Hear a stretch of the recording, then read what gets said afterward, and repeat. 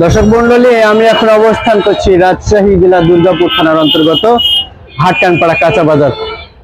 আমি ঠিক দেখানোর চেষ্টা করব আপনাদেরকে আজকের 31শে জুলাই রোজ শুক্রবার হাটকানপাড়া কাঁচা বাজারের যে দৃশ্যটি সেটাই দেখানোর চেষ্টা করব। ঠিক আমি এখন অবস্থান করছি যে জায়গাটিতে দেখানোর চেষ্টা করছি, আমি ঠিক যে জায়গাটিতে ক্যামেরা ধরার চেষ্টা করছি এটা মোহনগঞ্জ থেকে রাজশাহী যাবার পথে, অর্থাৎ খড়খড়ি রামচন্দ্রপুর বাইপাস ভদ্রা এই রাস্তাতে দেখেন কি পরিমাণে মানুষের একটি দীর্ঘ লাইন রয়েছে, সবজির দীর্ঘ লাইন। আমার জানা মতে এই দীর্ঘ লাইন অন্তত এই বছরে হয় নাই। ঠিক দেখার চেষ্টা করছি, ঠিক আব্দুল সাত্তার ডাক্তারের মার্কেটের সামনে পর্যন্ত কিন্তু এই ভিড়টি রয়েছে, অর্থাৎ বলা যায় যে কলেজ মোড়ের কিছুটা কাছাকাছি এমন ভিড় রয়েছে। দীর্ঘ লাইন, সবজির দাম কিন্তু ছিল, কৃষকের খুশি করার মতন সবজির দাম ছিল। এইদিকে তেমনটাই, এই রাস্তায় ভিড় না থাকলে এই রাস্তা জুড়ে পুরোটাই ভিড় রয়েছে। দেখানোর চেষ্টা করছি যে প্রতিটা ফসল মানুষ আনতে শুরু করেছে, এটা দেখানোর চেষ্টা করছি। ড্রাগন যাচ্ছে, এটা সব ধরনের ফসল কিন্তু আসতে শুরু করেছে, লাউ জালি থেকে শুরু করে সাজনা সব ধরনের ফসলে কিন্তু মাতোহারা হয়ে উঠেছে হাটকানপাড়া এই কাঁচা বাজার।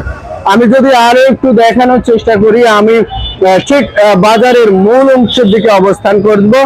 বাজারের মূল অংশের দিকে যখনই অবস্থান করব তখনই আপনারা অন্তত আশ্চর্য হয়ে যাবেন যে কোথায় আসলাম, রাজধানী মুখে না চট্টগ্রাম না যশোর, ঠিক সেটাই দেখানোর চেষ্টা করছি। দেখেন যে তীব্র যে ভিড় রয়েছে মানুষের, আমি একটু জুম করে দেখানোর চেষ্টা করছি। কৃষক প্রতিটি ফসল নিয়ে যখন আসতে শুরু করেছে তখন বাংলাদেশের এই জাতীয় পতাকাটা হাসি মুখে বলে দেয় এদেশ সোনার দেশ, এদেশ কৃষকের দেশ, এদেশ আমাদের বাংলাদেশ।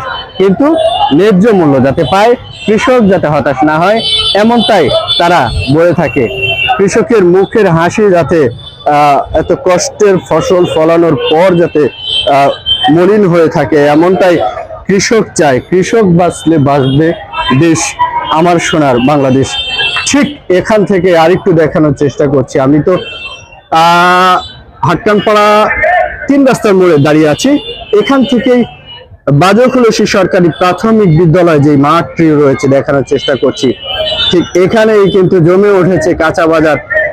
মানুষ, কৃষকের যে অস্থির ভিড়, কৃষক ফসল নিয়ে যতক্ষণ পর্যন্ত কেনা শুরু না হবে, বেচা কেনা শুরু না হবে, হয়েছে কিন্তু দামে মিলছে না, সেই কারণে হয়তো বা তারা ফসলগুলো বিক্রি করছে না। মূলত এমনটা ছিল হাটকানপাড়া আজকে 31শে জুলাই রোজ শুক্রবার, বড় হাট বলা হয়ে থাকে কাঁচা বাজার থেকে। ভালো থাকবেন, সুস্থ থাকবেন, দেখা হবে নতুন কোনো ভিডিও নিয়ে, নতুন কোনো স্থানে, কৃষকের মুখে হাসি নিয়ে। ভালো থাকবেন, সুস্থ থাকবেন, সবাইকে ভালো রাখবেন। আল্লাহ হাফেজ।